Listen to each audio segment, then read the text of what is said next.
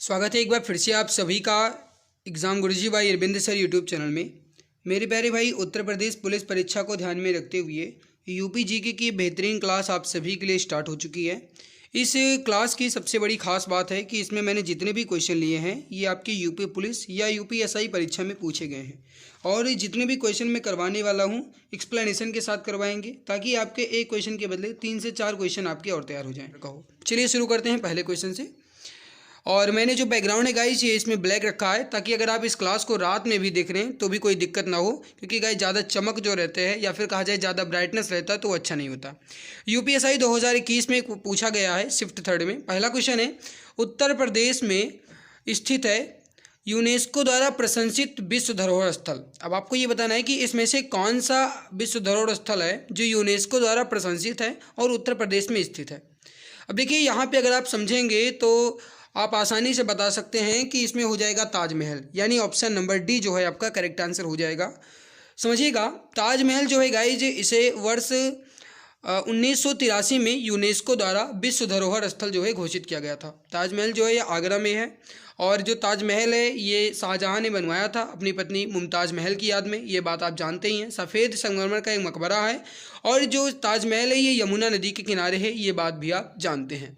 अगला सवाल है आपके सामने कि निम्नलिखित में से उत्तर प्रदेश के किस जिले में भारत माता मंदिर स्थित है। मोस्ट इंपॉर्टेंट सवाल है, और ये भी आपका पूछा गया है यूपीएसआई 2021 में। बताइए, निम्नलिखित में से उत्तर प्रदेश के किस जिले में भारत माता मंदिर जो है ये स्थित है। राइट आंसर जो हो जाएगा आपका ये हो जाएगा ऑप्शन नंबर सी, वाराणसी में। ऑप्शन नंबर सी जो है आपका करेक्ट आंसर हो जाएगा। देखिए, भारत माता मंदिर जो है यह उत्तर प्रदेश के वाराणसी में है, और महात्मा गांधी काशी विद्यापीठ के प्रांगण में है। ये बात आप ध्यान रखिएगा। आपसे एग्जाम में ऐसे भी सवाल पूछा जा सकता है कि भारत माता मंदिर जो है यह उत्तर प्रदेश के वाराणसी में किस विद्यापीठ, या फिर एक तरीके से कहा जाए कि कहाँ पे है, तो ध्यान रखिएगा महात्मा गांधी काशी विद्यापीठ के प्रांगण में है। निर्माण जो है इसका ये शिव प्रसाद गुप्त ने करवाया था, और जो कि एक स्वतंत्रता सेनानी भी थे। इसका उद्घाटन जो है भारत माता मंदिर का ये 1936 में हुआ था। ये बात आप ध्यान रखिएगा। अगला सवाल है आपके सामने कि निम्नलिखित में से किस वर्ष में यूनेस्को ने मानवता की अमूर्त सांस्कृतिक विरासत की प्रतिनिधि सूची में कुंभ मेला को उत्कीर्ण किया था। कहने का मतलब यह है कि कुंभ मेला जो है इसे जो यूनेस्को की अमूर्त सांस्कृतिक विरासत है इसमें कब शामिल किया गया था, ये आपको बताना है। ये भी आपका यूपीएसआई 2021 में पूछा गया सवाल है। तो बताइए इसका राइट आंसर यहाँ पे क्या हो जाएगा। देखिए, जो कुंभ मेला है ये 2017 में यूनेस्को की अमूर्त सांस्कृतिक विरासत में शामिल किया गया था। राइट आंसर जो हो जाएगा ये हो जाएगा 2017 में। ऑप्शन नंबर डी जो है आपका ये सही आंसर हो जाएगा। अगला सवाल देख। अगला सवाल है आपके सामने क्वेश्चन नंबर 4। ये भी आपका यूपीएसआई में ही पूछा गया है। सवाल है कि काशी विश्वनाथ मंदिर उत्तर प्रदेश के निम्नलिखित में से किस जिले में स्थित है। काफ़ी ज़्यादा ईजी क्वेश्चन है, जल्दी से बताइए राइट आंसर यहाँ पे क्या हो जाएगा। देखिए, जो काशी विश्वनाथ मंदिर है यह उत्तर प्रदेश के वाराणसी जिले में है। राइट आंसर हो जाएगा आपका ऑप्शन नंबर ए। समझिएगा, यहाँ पे जो काशी विश्वनाथ मंदिर है ये भगवान शिव को समर्पित है, और ये सबसे बड़ा हिंदू मंदिरों में से एक है। ध्यान रखिएगा, सबसे बड़ा और सबसे प्रसिद्ध हिंदू मंदिरों में से एक मंदिर माना जाता है, वो है काशी विश्वनाथ मंदिर, जो कि वाराणसी में है। ये जो है ये भारत के उत्तर प्रदेश के वाराणसी में है, जानते हैं। निर्माण जो है इसका ये महारानी अहिल्याबाई होलकर द्वारा करवाया गया था। एग्जाम में सीधे सवाल पूछा जाता है कि काशी विश्वनाथ मंदिर जो है इसका निर्माण किसने करवाया था, तो ध्यान रखिएगा महारानी अहिल्याबाई होलकर ने करवाया था सन 1780 में। एक बात आप ध्यान रखिएगा। और जो इसका शिलान्यास है गाइस ये 8 मार्च 2019 को प्रधानमंत्री मोदी जी ने विश्वनाथ कॉरिडोर का शिलान्यास भी यहीं से किया है। अगला सवाल है कि निम्नलिखित में से कौन सा नृत्य जो है यह उत्तर प्रदेश की शास्त्रीय नृत्य शैली है। इजी क्वेश्चन है, हर कोई मित्र इसका आंसर आसानी से बता सकता है। ये बताना है कि इसमें से उत्तर प्रदेश का शास्त्रीय नृत्य शैली कौन सी है। बहुत इजी क्वेश्चन है। राइट आंसर जो हो जाएगा आपका ये हो जाएगा option number C, Kathak. Kathak जो है ये उत्तर भारत या फिर कहा जाए उत्तर प्रदेश का ये शास्त्रीय नृत्य है। राइट आंसर हो जाएगा आपका ऑप्शन नंबर सी। समझिएगा, यहाँ पे जो गाइस कथक का शाब्दिक अर्थ है ये होता है कथा कहना। ये बात आप ध्यान रखिएगा, आपसे एग्जाम में ये सवाल पूछा जा सकता है। और इस नृत्य के जो उन्नायक हैं या फिर कहा जाए जो कथक नृत्य है इसके जो उन्नायक माने जाते हैं ये ठाकुर प्रसाद माने जाते हैं। ये बात आप ध्यान रखिएगा। कुल मिलाकर के यहाँ पे समझिएगा 8 जो शास्त्रीय नृत्य हैं वो दिए गए हैं। हालांकि नवा जो है ये माना जा रहा है कि छऊ को, बट अभी गाइज वो मान्य नहीं हुआ है। ओडिसी जो है ये उड़ीसा का शास्त्रीय नृत्य है। कुचिपुड़ी जो है ये आंध्र प्रदेश का शास्त्रीय नृत्य है। भरतनाट्यम जो है तमिलनाडु का शास्त्रीय नृत्य है। कथकली जो है केरल का शास्त्रीय नृत्य है। मणिपुरी जो है मणिपुर का। मोहिनीअट्टम जो है केरल का। और सत्रिया जो है ये असम का। ये जो है गाइज ये एक तरीके से कहा जाए तो अब के हिसाब से देखा जाए तो ये सबसे नया शास्त्रीय नृत्य है जिसे सन 2000 में शामिल किया गया था। आगे बढ़ते हैं, अगला सवाल देखते हैं। अगला सवाल है आपके सामने कि भारतीय प्रौद्योगिकी संस्थान कानपुर की स्थापना जो है ये किस वर्ष में हुई थी। मतलब ये है कि जो भारतीय प्रौद्योगिकी संस्थान है जो कि वर्तमान में कानपुर में है, इसकी स्थापना जो है ये कब हुई थी। राइट आंसर जो हो जाएगा ये हो जाएगा 1959 यानी 1959 में। करेक्ट आंसर हो जाएगा आपका ऑप्शन नंबर 1959 में। अगला सवाल देखते हैं। अगला है कि इलाहाबाद विश्वविद्यालय की स्थापना किस वर्ष हुई थी। बताएंगे इसका सही आंसर क्या हो जाएगा। इलाहाबाद विश्वविद्यालय की स्थापना जो है ये किस वर्ष हुई थी। क्वेश्चन नंबर 7, जल्दी से बताइए यहाँ पे राइट आंसर क्या हो जाएगा। सही आंसर जो हो जाएगा आपका ये हो जाएगा 1887 में यानी 1887 में। ऑप्शन नंबर बी जो है आपका ये बिल्कुल सही आंसर हो जाएगा। इलाहाबाद विश्वविद्यालय की स्थापना जो है ये 23 सितंबर 1887 को हुई थी और ये भारत के चौथे सबसे पुराने विश्वविद्यालय में से एक माना जाता है।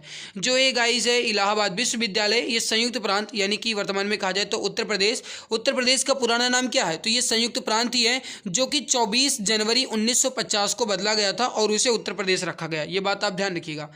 जो उत्तर प्रदेश के संयुक्त यानी उत्तर प्रदेश की या संयुक्त प्रांत के जो lieutenant governor sir William mayor हैं, इनकी देखरेख में जो इलाहाबाद विश्वविद्यालय है इसकी स्थापना की गई थी। इस भवन का जो डिजाइन है या इलाहाबाद विश्वविद्यालय का जो डिजाइन है ये विलियम एमर्सन द्वारा किया गया था। ये बात भी आप ध्यान रखिएगा। और जो इलाहाबाद विश्वविद्यालय है इसको पहले ऑक्सफोर्ड के नाम से भी जाना जाता था। ये बात भी आप ध्यान रखिएगा। अगला सवाल है आपके सामने कि उत्तर प्रदेश के चित्रकारी की कला ने किसके शासनकाल के दौरान अपना चरम स्थान हासिल किया था। इसका आंसर आप बताएंगे कि उत्तर प्रदेश में चित्रकारी की कला ने किसके शासनकाल के दौरान अपना चरम स्थान जो है ये हासिल किया था। राइट आंसर हो जाएगा आपका ऑप्शन नंबर ए, जहांगीर के समय में। ऑप्शन ए आपका जो है बिल्कुल सही आंसर, बिल्कुल करेक्ट परफेक्ट आंसर आपका हो जाएगा। अगला सवाल है आपके सामने कि निम्नलिखित में से किस वर्ष में उत्तर प्रदेश में निःशुल्क और अनिवार्य शिक्षा के अधिकार अधिनियम को लागू किया गया था। बताइए इसका राइट आंसर क्या हो जाएगा। निम्नलिखित में से किस वर्ष में उत्तर प्रदेश में निःशुल्क और अनिवार्य शिक्षा के अधिकार नियम को लागू किया गया था। राइट आंसर जो हो जाएगा ये हो जाएगा ऑप्शन नंबर सी, 2011 में। ऑप्शन नंबर सी जो है आपका बिल्कुल करेक्ट आंसर, बिल्कुल परफेक्ट आंसर हो जाएगा। समझिएगा यहाँ पे ये इंपॉर्टेंट पॉइंट्स है। उत्तर प्रदेश में निःशुल्क और अनिवार्य शिक्षा के अधिनियम जो हैं ये 2011 में लागू किए गए थे। 86वें संविधान संशोधन अधिनियम 2002 द्वारा अनुच्छेद 21 के ए में जोड़ा गया और ये प्रावधान करता है कि राज्य विधि बनाकर के 6 से 14 वर्ष तक की बच्चों के लिए निःशुल्क और अनिवार्य शिक्षा का प्रावधान जो है ये करेगा। इस अधिकार को व्यवहारिक रूप देने के लिए संसद ने निःशुल्क एवं अनिवार्य शिक्षा अधिनियम 2009 पारित किया, जो कि 1 अप्रैल 2010 से लागू हुआ था। ये बात आप ध्यान रखिएगा, आपसे एग्जाम में सवाल पूछा जा सकता है। अगर आप यूपी पुलिस री एग्ज़ाम की तैयारी कर रहे हैं तो आपके लिए ई बुक स्पेशल लॉन्च कर दी गई है। इस ई बुक में सबसे ख़ास बात यह है कि मैं आपको बता दूं कि 100% आपकी वर्दी पक्की है कब पढ़ने के बाद। और इसमें मैं आपको बता दूं मैथ रीजनिंग जो कि हमारे द्वारा पूजा मैम के द्वारा हिंदी ग्रामर और विपिन सर के द्वारा जीके स्पेशल कवर किया गया है, जो कि जो सिलेबस में आपके दिया गया है यूपी पुलिस के सामान्य अध्ययन, सामान्य हिंदी और न्यूमेरिकल मानसिक योग्यता से सभी को एक एक करके कवर किया गया है। आप यहाँ पे देख सकते हैं। इस ई बुक को अगर आपको यूपी पुलिस में सिलेक्शन लेना है तो आप इस ई बुक को आप ज़रूर बाई कर लीजिए। इस पर अभी मैं 60% का आपको डिस्काउंट भी दे रहा हूँ। टाइम बहुत कम बचा है जिससे आपके सिलेक्शन में किसी भी प्रकार की समस्या ना हो। देख सकते हैं आप। इसी तरह मैथ रीजनिंग जीके सभी को कवर किया गया है। अगर आप इस ई बुक को आप बाई करना चाहते हैं तो व्हाट्सएप नंबर यहाँ पे दिया गया है 8948667652 पे आप व्हाट्सएप मैसेज कर दीजिएगा। यह आपको बता दिया जाएगा कि ई बुक आपको कैसे प्राप्त होगी। मात्र 39 रुपये में इस ई बुक की कीमत है, तो अभी आप जस्ट इसे परचेज कर लीजिए। अगला सवाल देखते हैं। क्वेश्चन नंबर 10 है आपके सामने। उत्तर प्रदेश में सबसे अधिक बोली जाने वाली भाषाएं हिंदी और निम्नलिखित में से है। कहने का मतलब यह है कि उत्तर प्रदेश में सबसे ज़्यादा बोली जाने वाली भाषा कौन सी है, तो वो है हिंदी। लेकिन दूसरे नंबर पे कौन सी है वो आपको बताना है। अगर भारत में कहा जाएगा इस, तो भारत में नंबर 1 पे है हिंदी और दूसरे पे है बंगला। लेकिन अगर उत्तर प्रदेश में कहा जाए तो नंबर 1 पे हिंदी है और दूसरे नंबर पे तो वो है आपका उर्दू। राइट, यहाँ पे क्या हो जाएगा आपका ऑप्शन नंबर ए जो है बिल्कुल करेक्ट आंसर हो जाएगा। उर्दू आपका बिल्कुल सही आंसर हो जाएगा। चलिए आगे बढ़ते हैं। अगला सवाल है कि उत्तर प्रदेश का राज्य पशु कौन सा है। ये भी यूपीएससी परीक्षा में ही पूछा गया है। उत्तर प्रदेश का राज्य पशु कौन सा है। राइट आंसर हो जाएगा दलदल का मृग, या फिर कहा जाए यहाँ पे बारहसिंघा। राइट आंसर जो हो जाएगा ये हो जाएगा डी ऑप्शन दलदल का मृग या फिर बारहसिंघा जो है यह उत्तर प्रदेश का एक राज्य पशु है। ऑप्शन नंबर डी आपका जो है बिल्कुल करेक्ट आंसर, बिल्कुल परफेक्ट आंसर हो जाएगा। यहाँ पे थोड़ा सा एक्सप्लेनेशन समझ लीजिए।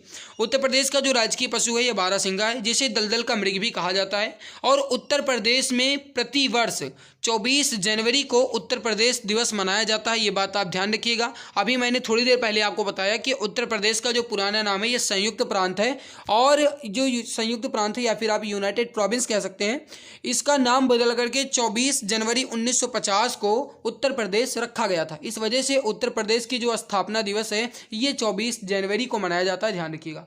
उत्तर प्रदेश की जो राजकीय भाषा है ये हिंदी और उर्दू मानी जाती है। उत्तर प्रदेश का जो राजकीय चिन्ह है ये मछली और तीर धनुष है एक वृत्त के अंदर, ध्यान रखिएगा। राजकीय पुष्प जो है ये पलाश है, राजकीय वृक्ष जो है ये अशोक है, और राजकीय पक्षी जो है सारस या फिर क्रौंच है। आप कुछ भी कह सकते हैं, चाहे सारस कहो या फिर क्रौंच कहो, बात एक है। बहुत ज़्यादा इजी सवाल आ गया। उत्तर प्रदेश के निम्नलिखित में से किस जिले को नवाबों का शहर कहा जाता है, यानी सिटी ऑफ नवाब जो है ये किसे कहा जाता है। मोस्ट इंपॉर्टेंट सवाल है, जल्दी से बताइए राइट आंसर यहाँ पे क्या हो जाएगा। देखिए उत्तर प्रदेश के किस जिले को, राइट आंसर जो हो जाएगा ये हो जाएगा उत्तर प्रदेश की जो राजधानी है लखनऊ, इसे नवाबों का शहर भी कहा जाता है। ऑप्शन नंबर बी जो है आपका ये बिल्कुल सही आंसर हो जाएगा। ऑप्शन बी जो है आपका ये बिल्कुल करेक्ट आंसर हो जाएगा। समझिएगा, उत्तर प्रदेश की राजधानी लखनऊ को नवाबों का शहर कहा जाता है। लखनऊ के वर्तमान स्वरूप की स्थापना जो है ये नवाब असफाउद्दौला ने सन 1775 में की थी, और ये ब्रिटिश काल में अवध की राजधानी भी रही थी। ध्यान रखिएगा, लखनऊ जो है अपनी खास नजाकत और तहजीब वाली बहुसांस्कृतिक दशहरी आम के बागों और चिकन के लिए जाना जाता है। दशहरी आम के लिए कौन जाना जाता है भाई, तो वो मलिहाबाद लखनऊ, वही जानते होंगे। अगला आपके सामने उत्तर प्रदेश का राज्य पक्षी कौन सा है। घना आसान सवाल है। अभी थोड़ी देर पहले मैंने आपको बताया कि राज्य पक्षी जो है उत्तर प्रदेश का ये सारस या फिर क्रॉन्च, आप कुछ भी कह सकते हैं। ये थोड़ा सा टाइपिंग मिस्टेक है, यहाँ पे जो होगा ये क्रॉन्च होगा, ठीक है। तो सारस या फिर क्रॉन्च, ऑप्शन नंबर सी जो है आपका ये बिल्कुल सही आंसर हो जाएगा। यह उत्तर प्रदेश का एक राज्य पक्षी है। ऑप्शन सी जो है आपका ये बिल्कुल करेक्ट है, बिल्कुल परफेक्ट आंसर आपका हो जाएगा। बाकी तो गाइज मैंने आपको बता ही दिया। अगला सवाल है आपके सामने कि चंद्रशेखर आजाद कृषि एवं प्रौद्योगिकी विश्वविद्यालय उत्तर प्रदेश के निम्नलिखित में से किस जिले में स्थित है। आपको ये बताना है कि चंद्रशेखर आजाद कृषि एवं प्रौद्योगिकी विश्वविद्यालय जो है यह उत्तर प्रदेश के निम्नलिखित में से किस जिले में है। राइट आंसर जो हो जाएगा आपका ये हो जाएगा डी ऑप्शन कानपुर में। Option number D correct answer हो जाएगा। चंद्रशेखर आजाद कृषि एवं प्रौद्योगिकी विश्वविद्यालय जो है ये उत्तर प्रदेश के कानपुर में है। डी ऑप्शन आपका करेक्ट आंसर हो जाएगा। स्थापना जो है 1975 में हुई थी, ये बात आप ध्यान रखिएगा। अगला सवाल है कि उत्तर प्रदेश में डॉक्टर भीमराव अंबेडकर विश्वविद्यालय, जिसका मूल रूप से आगरा विश्वविद्यालय के नाम से भी जानते हैं, की नींव जो है किस वर्ष रखी गई थी। डॉक्टर भीमराव अंबेडकर विश्वविद्यालय, जिसे आप आगरा विश्वविद्यालय के नाम से भी जानते हैं, इसकी नींव जो है किस वर्ष रखी गई थी, ये सवाल पूछा गया है। यूपीएससी परीक्षा में पूछा गया सवाल है। राइट आंसर हो जाएगा आपका 1927 में। ऑप्शन नंबर बी आपका करेक्ट आंसर हो जाएगा। अगला सवाल है आपके सामने कि प्रशासनिक सुविधा के लिए उत्तर प्रदेश में कितने शहरी निकाय हैं। प्रशासनिक सुविधा के लिए उत्तर प्रदेश में कुल कितने शहरी निकाय हैं, ये आपको बताना है। राइट आंसर जो हो जाएगा ये हो जाएगा D option 915। Option number D आपका करेक्ट आंसर हो जाएगा 915। अगर देखा जाए तो कुल मिलाकर के 18 मंडल हैं, 4 संभाग हैं और 75 जिले हैं, जिसमें 915 नगरीय निकाय हैं, 825 विकासखंड एवं 8135 न्याय पंचायतें हैं। ये बात आप ध्यान रखिएगा। ये जो है गाइस स्रोत ये निर्वाचन आयोग के तहत आपको बता रहा है। अगला है कि लखनऊ में राज्य संग्रहालय the state museum Uttar Pradesh का सबसे पुराना और सबसे बड़ा बहुउद्देशीय संग्रहालय है। इसे कब स्थापित किया गया था। एक बार फिर से समझ लीजिए सवाल। लखनऊ में राज्य संग्रहालय the state museum Uttar Pradesh का सबसे पुराना और सबसे बड़ा बहुउद्देशीय संग्रहालय है। ये जो है कब स्थापित किया गया था? राइट आंसर जो हो जाएगा ये हो जाएगा 1863 यानी 1863 में। ऑप्शन बी जो है आपका बिल्कुल सही आंसर हो जाएगा। जो इसकी स्थापना है लखनऊ डिवीज़न के जो तत्काल कमिश्नर थे कर्नल एल्बर्ट, उनके द्वारा जो लखनऊ में स्थित द स्टेट म्यूजियम है इसकी स्थापना 1863 में की गई थी कर्नल एल्बर्ट द्वारा।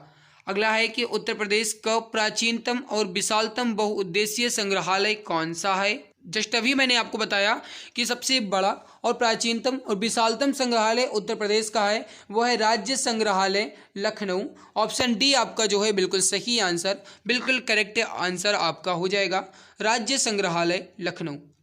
अगला सवाल देखते हैं, निम्नलिखित में से कौन सा स्मारक उत्तर प्रदेश में यूनेस्को द्वारा प्रशंसित विश्व धरोहर स्थल है? आपको ये बताना है कि इसमें से कौन सा स्मारक उत्तर प्रदेश में यूनेस्को द्वारा प्रशंसित विश्व धरोहर स्थल। राइट आंसर क्या हो जाएगा? फिर से समझ लीजिए, कौन सा स्मारक उत्तर प्रदेश में यूनेस्को द्वारा प्रशंसित विश्व धरोहर स्थल है? राइट आंसर जो हो जाएगा ये हो जाएगा ऑप्शन नंबर सी, आगरा का किला। आगरा का किला जो है ये उत्तर प्रदेश में यूनेस्को द्वारा जो प्रशंसित किया गया वो विश्व धरोहर स्थल है। राइट हो जाएगा आपका ऑप्शन नंबर सी। ये भी आपका 2021 की परीक्षा में पूछा गया है। यहाँ पे थोड़ा सा समझ लीजिए मेरे प्यारे भाई, आपसे एग्जाम में पूछे जा सकते हैं।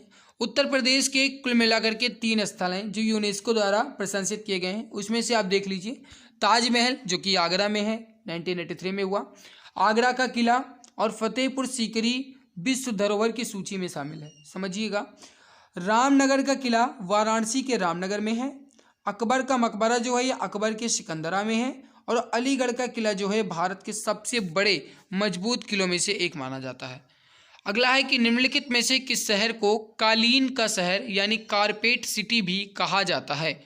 आपको ये बताना है कि इसमें से किस शहर को, एक मिनट, इसमें से किस शहर को कालीन का शहर या फिर कारपेट सिटी भी कहा जाता है? यूपीएसआई की परीक्षा में पूछा गया सवाल है। राइट आंसर हो जाएगा आपका ये हो जाएगा option number A, Bhadohi. Option A जो है आपका ये बिल्कुल सही आंसर हो जाएगा, भदोही आपका सही आंसर हो जाएगा। अगला है कि उत्तर प्रदेश ग्राम आबादी अधिनियम निम्नलिखित में से किस वर्ष में पारित किया गया था? उत्तर प्रदेश ग्राम आबादी अधिनियम जो है यह किस वर्ष पारित किया गया था? राइट आंसर जो हो जाएगा आपका ये हो जाएगा ऑप्शन यहाँ पे सही आंसर, ग्राम आबादी अधिनियम। ये जो है आपका ग्राम आबादी अधिनियम ये आपका 1947 यानी 1947 में पारित किया गया था। ए ऑप्शन आपका राइट हो जाएगा। यूपीएसआई की परीक्षा में पूछा गया अगला सवाल है, उत्तर प्रदेश की प्रथम महिला राज्यपाल श्रीमती सरोजिनी नायडू ने निम्नलिखित में से किस अवधि के दौरान कार्यभार संभाला था? आपको ये बताना है कि उत्तर प्रदेश की जो पहली महिला राज्यपाल बनी श्रीमती सरोजिनी नायडू, इन्होंने किस अवधि के दौरान कार्यभार संभाला था?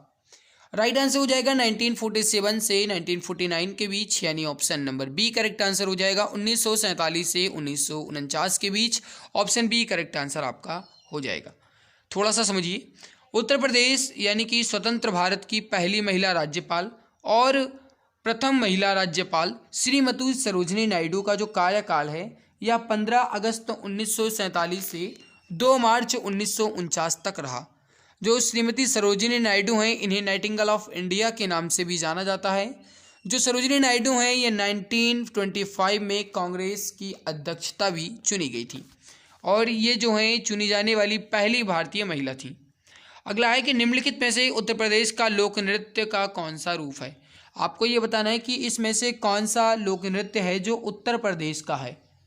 सही आंसर जो हो जाएगा आपका ये हो जाएगा ऑप्शन नंबर ए, चरकुला। चरकुला आपका जो है ये उत्तर प्रदेश का लोक नृत्य है। इसके अलावा समझिएगा जो लावा है आपका ये लक्षद्वीप का है, कोलट्टम जो है ये तो आपका तमिलनाडु का है और बिहू जो है ये असम का है।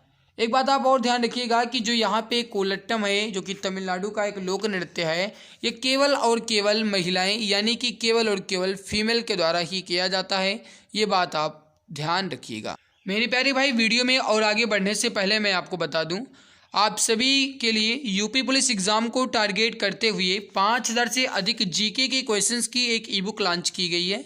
इस पे अभी 60% का डिस्काउंट चल रहा है। आपको ये ई बुक मात्र 39 रुपये में मिल रही है। इस ई बुक की सबसे बड़ी खास बात ये है कि इसमें जितने भी टॉपिक हैं ये आपके गाइस सिलेबस वाइज और टॉपिक वाइज मेंशन किए गए हैं।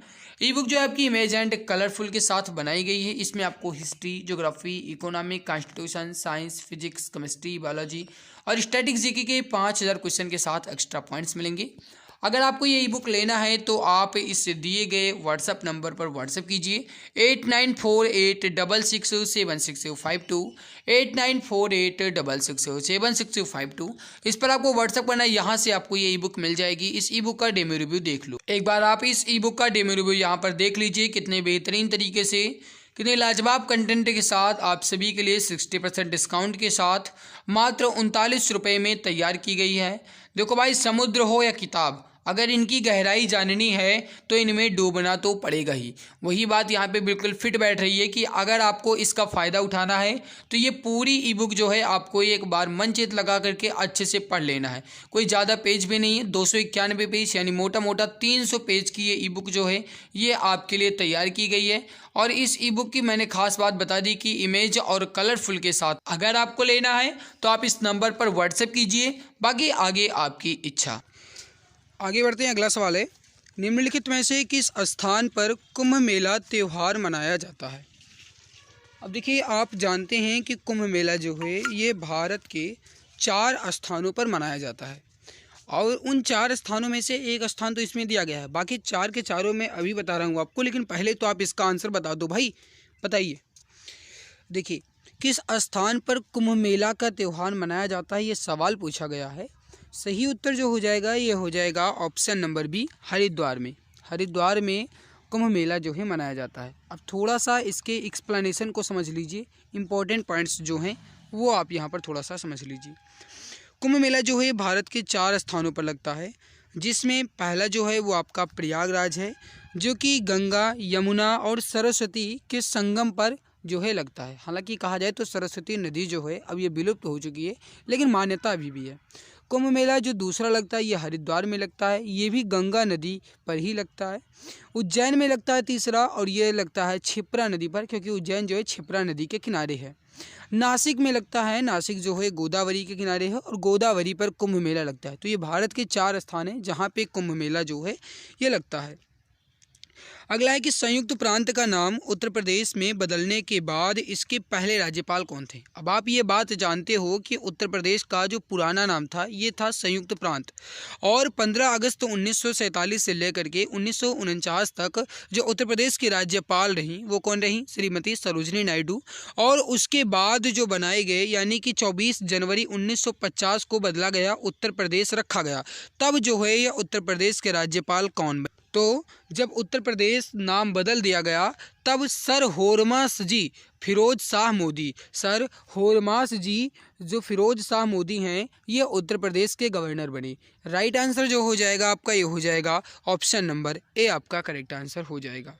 यहाँ पे थोड़ा सा समझिएगा, संयुक्त प्रांत का नाम बदल करके उत्तर प्रदेश करने के बाद इस प्रांत के जो पहले राज्यपाल बने ये श्री होरमास जी पेरोसा मोदी बने, और ये जो हैं ये 2/5/1949 से 1/6/1952 तक रहे। ठीक है।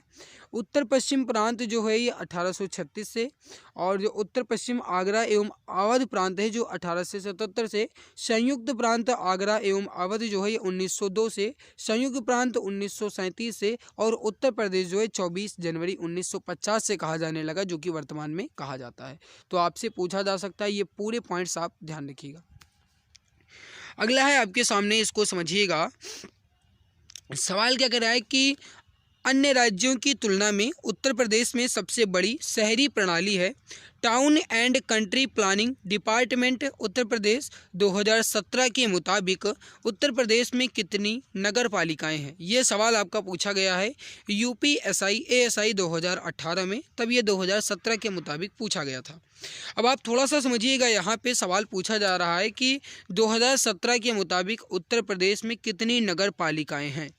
राइट आंसर जो हो जाएगा आपका ये हो जाएगा ऑप्शन नंबर ए 630 नगर पालिकाएं। ऑप्शन ए जो है आपका ये सही आंसर हो जाएगा। ठीक है, आगे बढ़ते हैं, अगला सवाल देखते हैं। अगला सवाल जो है आपके सामने यूपीएसआई एएसआई परीक्षा में पूछा गया है। यदि डेवलपर्स एकीकृत आवास आकलन के लिए ग्रीन रेटिंग के अनुसार पर्यावरण अनुकूलन इमारतों का निर्माण करते हैं तो यूपी सरकार द्वारा इनाम के तौर पर फ्लोर एरिया रेशियो का कितना प्रतिशत दिया जाएगा? राइट आंसर जो हो जाएगा ये हो जाएगा 5% दिया जाएगा, यानी ऑप्शन बी जो है आपका ये बिल्कुल सही आंसर हो जाएगा 5%। अगला सवाल देखते हैं। उत्तर प्रदेश में संपूर्णानंद संस्कृत विश्वविद्यालय जो है कहाँ स्थित है? मेरे प्यारे भाई, उत्तर प्रदेश में संपूर्णानंद संस्कृत विश्वविद्यालय जो है ये कहाँ पे स्थित है? ये सवाल आपसे पूछा गया है, इंपॉर्टेंट सवाल है। बताइए राइट आंसर यहाँ पे क्या हो जाएगा? यूपीएसआई एएसआई परीक्षा 2018 में पूछा गया है। राइट आंसर हो जाएगा आपका यहाँ पे option number D. Correct answer हो जाएगा आपका Varanasi. Option D correct answer हो जाएगा। उत्तर प्रदेश में जो संपूर्णानंद संस्कृत विश्वविद्यालय है ये आपका वाराणसी में है। अगर आपसे सवाल ये पूछा जाए कि उत्तर प्रदेश में संपूर्णानंद केंद्रीय कारागार कहाँ पे है तो ये आपका लखनऊ में हो जाएगा। तो ये बात आप भी ध्यान रखिएगा। आगे बढ़ते हैं, अगला सवाल समझिएगा। सवाल है उत्तर प्रदेश का जो चरकुला है ये क्या है? बताइए, इंपॉर्टेंट सवाल है ये भी। उत्तर प्रदेश का चरकुला जो है क्या है? अब आप ये जानते हैं कि चरकुला जो है ये उत्तर प्रदेश का एक लोक नृत्य है, तो आप क्या कहेंगे कि ब्रज क्षेत्र का एक पारंपरिक लोक नृत्य है, यानी ऑप्शन नंबर डी जो है आपका ये बिल्कुल सही आंसर हो जाएगा। अगला है कि केंद्रीय विश्वविद्यालय बाबा साहेब भीमराव अंबेडकर विश्वविद्यालय विद्या विहार किस शहर में स्थित है? ये यूपीपी कांस्टेबल 28 जनवरी 2019 में पूछा गया सवाल है। बताइए राइट आंसर यहाँ पे क्या हो जाएगा? केंद्रीय विश्वविद्यालय बाबा साहेब भीमराव अंबेडकर विश्वविद्यालय विद्या विहार ये किस शहर में स्थित है? राइट आंसर हो जाएगा आपका ऑप्शन नंबर डी, लखनऊ में है। ऑप्शन डी करेक्ट आंसर आपका हो जाएगा। जो इसकी स्थापना हुई थी ये 1996 में हुई थी, ये बात भी आप ध्यान रखिएगा। बनारस होली जो है ये बरसाना होली जो है किसके साथ खेली जाती है? आप जैसा जानते हैं कि पूरे देश में प्रसिद्ध है बरसाना की लट्ठमार होली। जो लट्ठमार होली है इसमें डंडे से होलियां खेली जाती हैं एक दूसरे के साथ। तो ये हो जाएगा आपका ऑप्शन नंबर डी, डंडे। ऑप्शन डी करेक्ट आंसर हो जाएगा। बरसाना होली जो है ये डंडे के साथ खेली जाती है। ऑप्शन डी करेक्ट आंसर आपका हो जाएगा। अगला सवाल है आपके सामने कि उत्तर प्रदेश में आयोजित काम्पिल मेला किस समुदाय से जुड़ा हुआ है? आपको बताना है कि उत्तर प्रदेश में जो आयोजित होता है काम्पिल मेला यह किस समुदाय से जुड़ा हुआ है? ये सवाल आपका पूछा गया है उत्तर प्रदेश पुलिस कांस्टेबल 28 जनवरी 2019 में। राइट आंसर हो जाएगा आपका ये हो जाएगा ऑप्शन नंबर ए, जैन समुदाय से। जो जैन समुदाय से जुड़ा है यह है आपका काम्पिल मेला। ऑप्शन नंबर ए जो है आपका ये बिल्कुल सही आंसर हो जाएगा। अगर आपसे पूछा जाए कि काम्पिल मेला जो है ये उत्तर प्रदेश के किस जिले में लगता है तो फर्रुखाबाद जिले में लगता है, ये बात आप ध्यान रखिएगा।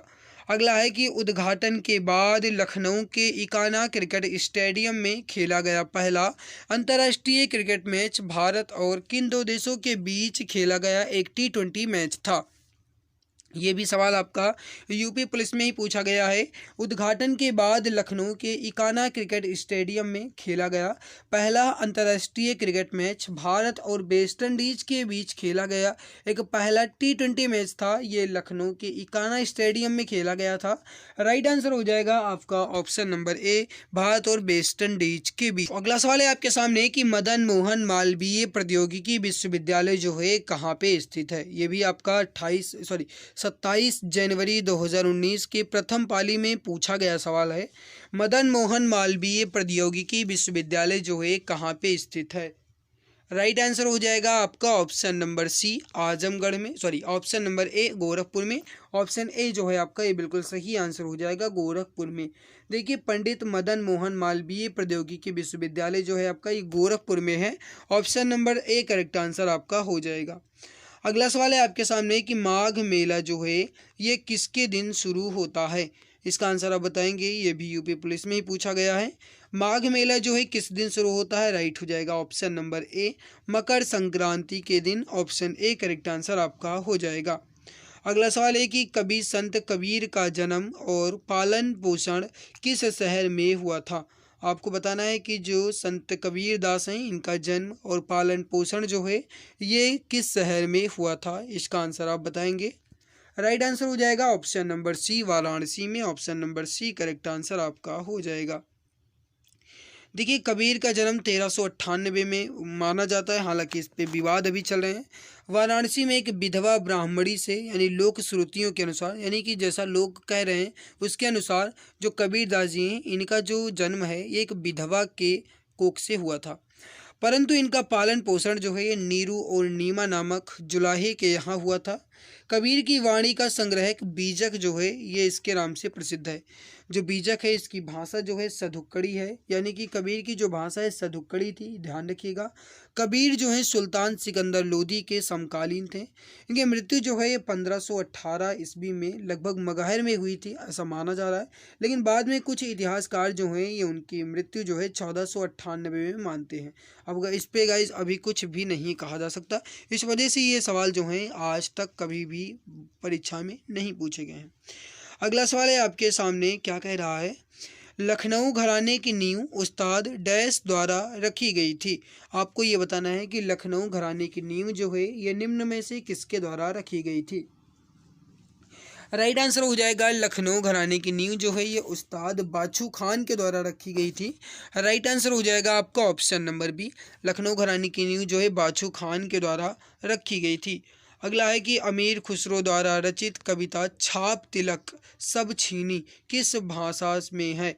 आपको ये बताना है कि अमीर खुसरो द्वारा रचित छाप तिलक सब छीनी ये जो है किस भाषा में लिखा है? राइट आंसर जो हो जाएगा ये हो जाएगा ब्रज भाषा में। ऑप्शन नंबर सी जो है आपका बिल्कुल सही आंसर हो जाएगा। अगला सवाल देखते हैं। अगला सवाल है कि उत्तर प्रदेश के किस जिले को पीतल नगरी के नाम से भी जाना जाता है? उत्तर प्रदेश के किस जिले को पीतल नगरी के नाम से भी जाना जाता है? इसका आंसर आप बताएंगे। राइट आंसर यहाँ पे क्या हो जाएगा?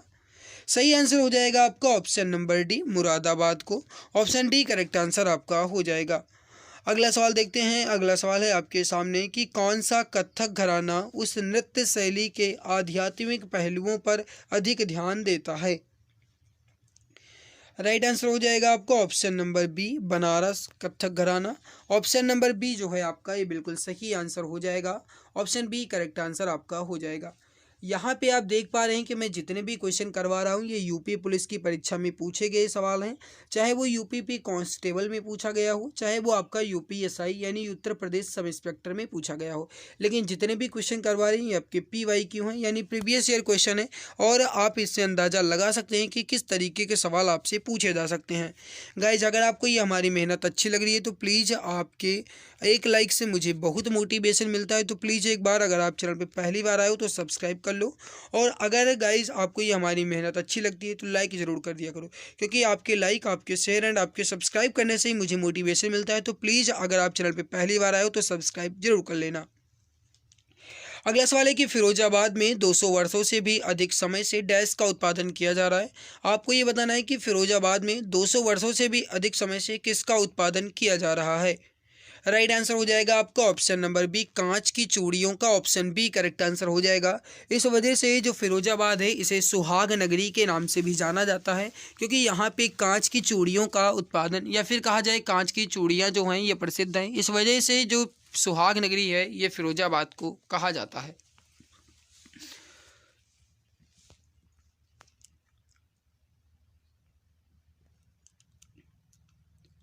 अगला सवाल देखते हैं कि कब संयुक्त प्रांत का नाम बदल करके उत्तर प्रदेश किया गया था? मैंने कई बार आपको बता दिया है, फिर से एक बार समझो। यूपी कांस्टेबल 2018 में पूछा गया सवाल है, कब संयुक्त प्रांत का नाम बदल करके उत्तर प्रदेश किया गया? सही आंसर जो हो जाएगा ये हो जाएगा ऑप्शन नंबर बी, 24 जनवरी 1950। 24 जनवरी 1950 को उत्तर प्रदेश का नाम बदल करके, जो मतलब संयुक्त प्रांत का नाम बदल करके उत्तर प्रदेश रखा गया था। ऑप्शन बी करेक्ट आंसर हो जाएगा। चलिए आगे बढ़ते हैं। और उस समय जो मुख्यमंत्री थे ये कौन थे? गोविंद बल्लभ पंत थे। ये बात आप ध्यान रखिएगा। राज्यपाल कौन थे? वो मैंने आपको अभी बताया था, मोदी वाला, तो ध्यान रखिएगा। चलिए आगे बढ़ते हैं। अगला सवाल है आपके सामने, क्वेश्चन नंबर 43। क्या कह रहा है? ये यहाँ पे ये 2018 लिखा है भाई, 218 नहीं लिखा है, ठीक है। 218 में हो सकता है कि यूपी पुलिस बना ही ना रहा हो। सवाल है कि काला नमक चावल की किस किस्म को एक जिला एक उत्पाद योजना के तहत उत्तर प्रदेश के किस जिले से उत्पाद के रूप में चुना गया है? सवाल ये बताना है कि काला नमक चावल की किस किस्म को एक जिला एक उत्पाद के तहत इस योजना में चुना गया है या उत्तर प्रदेश के किस जिले से है? राइट आंसर हो जाएगा आपका ऑप्शन नंबर वी, सिद्धार्थनगर से। ऑप्शन बी करेक्ट आंसर आपका हो जाएगा। अगला सवाल है आपके सामने कि सूफी कवि अमीर खुसरो का जन्म उत्तर प्रदेश के किस जिले में हुआ था? आपको ये बताना है कि जो सूफी कवि हैं अमीर खुसरो, इनका जन्म जो है यह उत्तर प्रदेश के किस जिले में हुआ था? राइट आंसर हो जाएगा आपका ऑप्शन नंबर सी, एटा में हुआ था। करेक्ट आंसर हो जाएगा एटा में। जो भी यहाँ पे ऑप्शन नंबर सी बता रहे हैं बिल्कुल सही आंसर आपका हो जाएगा। अगला है कि बहू बेगम का मकबरा उत्तर प्रदेश के डैश में स्थित है। आपको ये बताना है कि जो बहू बेगम का मकबरा है यह उत्तर प्रदेश के किस जिले में है? राइट आंसर हो जाएगा फैजाबाद में है। Option number D correct answer हो जाएगा, फैजाबाद में। बहू बेगम का मकबरा जो है यह उत्तर प्रदेश के फैजाबाद में है। ऑप्शन डी करेक्ट आंसर आपका हो जाएगा। निर्माण जो है इसका ये नवाब शुजाउद्दौला ने अपने प्रिय बेगम उमतुज्जोहर उर्फ बहू बेगम की याद में करवाया था। इस वजह से बहू बेगम मकबरा इसका नाम रखा गया और ये जो है यह उत्तर प्रदेश के फैजाबाद में है। Option number D correct answer हो जाएगा। यूपीबी कांस्टेबल 2018 में पूछा गया है कि निम्नलिखित में से किस प्रसिद्ध भारतीय शास्त्रीय गायिका को उसके शिष्यों द्वारा प्यार से अप्पा जी बुलाया जाता था? आपको बताना है कि अप्पा जी के नाम से निम्न में से किसे जाना जाता था? राइट आंसर हो जाएगा गिरिजा देवी को। Option number A correct answer हो जाएगा, गिरिजा देवी को। ऑप्शन ए आपका जो है बिल्कुल परफेक्ट आंसर हो जाएगा। उत्तर प्रदेश के वर्तमान मुख्यमंत्री योगी आदित्यनाथ किस संप्रदाय से संबंधित हैं? आपको बताना है कि उत्तर प्रदेश के जो वर्तमान मुख्यमंत्री हैं माननीय योगी आदित्यनाथ, ये जो है किस संप्रदाय से संबंधित हैं? सही उत्तर हो जाएगा नाथ संप्रदाय से हैं। Option number B correct answer हो जाएगा, नाथ संप्रदाय से हैं। देखिए योगी आदित्यनाथ का मूल नाम जो है यह है अजय सिंह बिष्ट। जन्म जो है 5 जून 1972 में उत्तराखंड के पौड़ी गढ़वाल जिले में हुआ था। गोरखपुर के प्रसिद्ध गोरखनाथ मंदिर के महंत एवं राजनेता एवं वर्तमान में उत्तर प्रदेश के 21वें मुख्यमंत्री हैं और ये हिंदू युवा के सामाजिक सांस्कृतिक और राष्ट्रवादी समूह हिंदू वाहिनी के संस्थापक भी हैं और इनका संबंध जो है नाथ संप्रदाय से है। आगे बढ़ते हैं, अगला सवाल देखते हैं आपके सामने। उत्तर प्रदेश के निम्नलिखित जिलों में से किसकी सीमा नेपाल के साथ लगती है? आपको बताना है कि इसमें से किसकी सीमा जो है यह उत्तर प्रदेश के नेपाल के साथ लगती है। उत्तर प्रदेश के किस जिले की सीमा? राइट आंसर हो जाएगा आपका option number B, Maharajganj. Option B आपका जो है ये बिल्कुल सही आंसर हो जाएगा, महाराजगंज। अगला है कि एक जिला एक उत्पाद के तहत योजना के तहत हस्त निर्मित कागज के उत्पादन के लिए उत्तर प्रदेश के किस जिले को चुना गया है? आपको बताना है कि एक जिला एक उत्पाद योजना के तहत हस्त निर्मित कागज के लिए उत्तर प्रदेश के किस जिले को चुना गया है? राइट आंसर हो जाएगा जालौन को। ऑप्शन बी करेक्ट आंसर हो जाएगा, जालौन को चुना गया है। आगरा और अवध के संयुक्त प्रांत जिन्हें अब उत्तर प्रदेश के नाम से जाना जाता है ने वर्ष 1921 में अपनी राजधानी को डैश से लखनऊ में स्थानांतरित किया था। आपको बताना है कि लखनऊ से पहले उत्तर प्रदेश की राजधानी कहाँ पे थी या फिर लखनऊ से पहले उत्तर प्रदेश की जो राजधानी थी ये कौन सी थी जो 1921 में लखनऊ फिर से स्थानांतरित की गई? तो इससे पहले थी ऑप्शन नंबर सी इलाहाबाद, जिसे आप प्रयागराज के नाम से जानते हैं। ऑप्शन नंबर सी आपका जो है बिल्कुल सही आंसर हो जाएगा। अगला सवाल है कि गौतम बुद्ध की मां देवदह राज्य के शासक परिवार से थी जो अब उत्तर प्रदेश के किस जिले में है? देखिए मैं आपको बता दूं कि इस सवाल पे थोड़ा सा विवाद अभी चल रहा है। कोई इसका आंसर बता रहा है महाराजगंज, कोई बता रहा है बस्ती और कोई बता रहा है देवरिया। लेकिन गाइज एक तरीके से कहा जाए तो आप ज़्यादा मान सकते हैं देवरिया। फिलहाल अभी इस पर आप हमें कमेंट्स में बताइएगा कि आपको इसका आंसर क्या पता है। आगे बढ़ते हैं, अगला सवाल देखते हैं कि वाल्मीकि का आश्रम ब्रह्मवर्त में था जो डैश में स्थित है। आपको ये बताना है कि जो वाल्मीकि का आश्रम है यह वर्तमान में कहाँ पे है। राइट आंसर हो जाएगा आपका ऑप्शन नंबर ए, बिठूर में है। ऑप्शन ए आपका जो है बिल्कुल सही आंसर हो जाएगा, बिठूर में है वाल्मीकि का आश्रम, ऑप्शन ए राइट होगा। 1 जनवरी 1845 को उत्तर प्रदेश ने डैश नामक पहला हिंदी समाचार पत्र निकाला जिसे गोविंद रघुनाथ ने संपादित किया था। आपको बताना है कि 1 जनवरी 1845 को उत्तर प्रदेश में किस समाचार पत्र को निकाला गया था जो गोविंद रघुनाथ ने संपादित किया था। राइट हो जाएगा ऑप्शन नंबर बी, बनारस अखबार संप्रदाय, बनारस अखबार समाचार पत्र जो निकाला गया था, ऑप्शन बी राइट आंसर आपका हो जाएगा। अगला सवाल है कि भेड़ कुंड जहां अर्जुन ने द्रौपदी से शादी करने के लिए मछली को निशाना बनाया था उत्तर प्रदेश के किस जिले में है। यूपीपी कांस्टेबल 2018 में पूछा गया है। भेड़ कुंड जहां अर्जुन ने द्रौपदी से शादी करने के लिए मछली को निशाना बनाया था उत्तर प्रदेश के फर्रुखाबाद में है, ऑप्शन सी आपका जो है बिल्कुल सही आंसर, बिल्कुल करेक्ट आंसर आपका हो जाएगा। अगला सवाल है कि मृदा जिसमें मुख्य रूप से पोटास की कमी है उत्तर प्रदेश के किस जिले में पाई जाती है। आपको ये बताना है कि वह कौन सी मृदा है जिसमें मुख्य रूप से पोटास की कमी पाई जाती है, यह उत्तर प्रदेश के किस जिले से संबंध रखती है। राइट हो जाएगा ऑप्शन नंबर ए, जौनपुर से, ऑप्शन ए आपका जो है बिल्कुल सही उत्तर हो जाएगा। उत्तर प्रदेश का निम्नलिखित में से कौन सा जिला बुंदेलखंड क्षेत्र का हिस्सा है। आपको ये बताना है कि उत्तर प्रदेश का कौन सा जिला जो है ये बुंदेलखंड क्षेत्र का एक हिस्सा है। राइट आंसर हो जाएगा आपको ऑप्शन नंबर सी, महोबा जो है ये उत्तर प्रदेश के बुंदेलखंड क्षेत्र का हिस्सा है, ऑप्शन सी आपका जो है बिल्कुल सही उत्तर हो जाएगा। बुंदेलखंड क्षेत्र में जो शामिल जिले हैं ये हैं झांसी, बांदा, ललितपुर, हमीरपुर, जालौन, महोबा और चित्रकूट, ये जो हैं बुंदेलखंड क्षेत्र से संबंधित हैं। राइट आंसर हो जाएगा आपका यहाँ पे ऑप्शन नंबर सी करेक्ट हो। अगला सवाल है कि अशोक स्तंभ में उत्कीर्ण किए हुए शेर का मुख जिसे भारत सरकार द्वारा राष्ट्रीय प्रतीक के रूप में अपनाया गया है के संग्रहालय में संरक्षित है। आपको बताना है कि अशोक स्तंभ में उत्कीर्ण हुए शेर का मुख जिसे भारत सरकार द्वारा राष्ट्रीय, कहने का मतलब है कि भारत का जो राष्ट्रीय प्रतीक है ये जो है ये किस संग्रहालय में संरक्षित है। इंपॉर्टेंट सवाल है, बताइए राइट आंसर क्या हो जाएगा। सही आंसर हो जाएगा आपका ऑप्शन नंबर बी, सारनाथ में, ऑप्शन बी करेक्ट आंसर आपका हो जाएगा। अगला है कि चंदेल शासन के दौरान उत्तर प्रदेश का निम्नलिखित में से कौन सा क्षेत्र जेजाक भुक्ति या जाय होटी के नाम से जाना जाता है। राइट हो जाएगा आपका option number B, Bundelkhand, option B correct answer हो जाएगा। अगला है कि उत्तर प्रदेश महिलाओं से संबंधित पहली पत्रिका डैश 1874 में प्रकाशित करने का भी श्रेय जाता है जिसे संपादक जो हैं वो भारतेंदु हरीश चंद्र थे। राइट हो जाएगा आपका ऑप्शन नंबर ए, बाल बोधनी पत्रिका। बाल बोधनी पत्रिका जो है इसे 1874 में प्रकाशित करने का श्रेय दिया जाता है। संपादक जो हैं भारतेंदु हरीश चंद्र थे, इस बात को आप ध्यान रखिएगा। अगला सवाल है कि प्रसिद्ध सितार वादक नवाब इनायत खान उत्तर प्रदेश के किस जिले से संबंधित हैं। प्रसिद्ध सितार वादक नवाब इनायत खान जो हैं ये उत्तर प्रदेश के किस जिले से संबंधित हैं।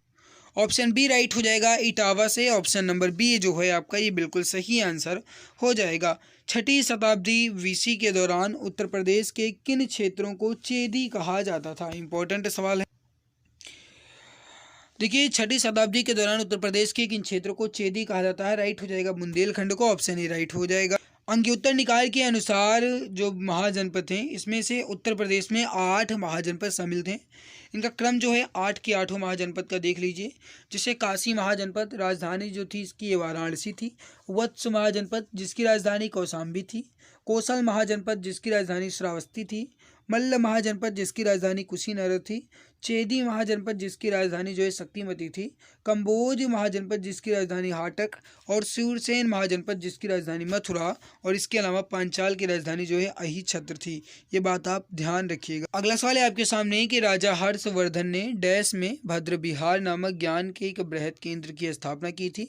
आपको बताना है कि राजा हर्षवर्धन ने कहाँ पे बृहद केंद्र की स्थापना की थी। राइट आंसर हो जाएगा आपका ऑप्शन नंबर सी, कन्नौज में। ऑप्शन सी करेक्ट आंसर आपका हो जाएगा। उर्दू शायरी में फिराक गोरखपुरी के नाम से कौन प्रसिद्ध हैं? उर्दू शायरी में फिराक गोरखपुरी के नाम से कौन प्रसिद्ध है? राइट आंसर हो जाएगा आपका ऑप्शन नंबर यहाँ पे C, Raghupati Sahay. Option number C correct answer हो जाएगा। उर्दू शायरी में फिराक गोरखपुरी के नाम से जो है ये रघुपति सहाय जो है प्रसिद्ध है। अगला सवाल है आपके सामने कि उत्तर प्रदेश में बारिश के मौसम में निम्नलिखित में से कौन से गीत गाए जाते हैं? मेरे प्यारे भाई, अगर आपको ये हमारी मेहनत अच्छी लग रही है तो प्लीज़ लाइक ज़रूर कर देना, और अगर आप चैनल पे पहली बार आए हो तो सब्सक्राइब कर लेना, ताकि आने वाली हर एक नई वीडियो की नोटिफिकेशन आपको समय से मिला करे। उत्तर प्रदेश में बारिश के मौसम में कौन से गीत गाए जाते हैं? कजरी गाई जाती है। Option number D correct answer आपका हो जाएगा। देखिए, बिरहा जो है ये उत्तर प्रदेश में ही गाया जाता है, लेकिन ये जो है ये शुभ अवसर पर, जैसे किसी घटना या कहानी के लोकगीत के रूप में प्रस्तुतिकरण किया जाता है, ये हो जाता है आपका बिरहा। रसिया जो है ये रसिया लोकगीत का संबंध भगवान कृष्ण की उपासना से है। चैती जो है इसे चेती यानी चैता, ये लोकगीत जो है फागुन पूर्णिमा से चैत्र पूर्णिमा के दौरान गाए जाते हैं। बाकी जो गाइस उत्तर प्रदेश के कुछ अलग से प्रमुख लोकगीत हैं, जैसे चैती, ढोला, आल्हा, बिरहा, रसिया, पूरन की भगत और भरताहरी, ये जो है उत्तर प्रदेश के कुछ प्रमुख लोकगीत हो जाते हैं। क्वेश्चन नंबर 65 है, प्रसिद्ध सूफी संत डैश के वार्षिक वर्ष के अवसर पर हिंदू कैलेंडर के कार्तिक महीने में प्रतिवर्ष बाराबंकी में देवा शरीफ मेला आयोजित किया जाता है। आपको बताना है कि कौन सूफी संत हैं। राइट हो जाएगा आपका option number B, Waris Ali Shah. Option B correct answer आपका हो जाएगा। अगला है कि निम्नलिखित में से कौन सा देश भारतीय राज्य उत्तर प्रदेश में सीमाएं साझा करता है? आपको बताना है इसमें से कौन सा देश भारतीय राज्य उत्तर प्रदेश से सीमाएं साझा करता है। राइट आंसर हो जाएगा option number C, Nepal. Nepal जो है यह उत्तर प्रदेश से अपनी सीमा साझा करता है। राइट आंसर हो जाएगा आपका ऑप्शन नंबर सी, नेपाल। अगला है कि निम्नलिखित में से किस जिले को राष्ट्रीय राजधानी क्षेत्र यानी एनसीआर के 23वें जिले के रूप में शामिल किया गया है? राइट आंसर हो जाएगा आपका ऑप्शन नंबर ए, शामली को। ऑप्शन नंबर ए आपका जो है बिल्कुल सही आंसर हो जाएगा, शामली को। अगला सवाल है आपके सामने, इसको बताएंगे। गुलाबी गैंग की संस्थापक हैं उत्तर प्रदेश एवं मध्य प्रदेश में स्थित सामाजिक संगठन है जो महिला कल्याण एवं सशक्तिकरण हेतु कार्य करता है। राइट, ये हो जाएगा आपका option number B, Sampat Pal Devi. Option B correct answer आपका हो जाएगा। अगला है आपके सामने क्वेश्चन नंबर 69 क्या है कि मुरादाबाद डैश के कार्य हेतु प्रसिद्ध है, उससे विश्व भर में हस्तकला उद्योग में अपना आला स्थान बनाया है। राइट हो जाएगा आपका ऑप्शन नंबर ए करेक्ट हो जाएगा, पीतल।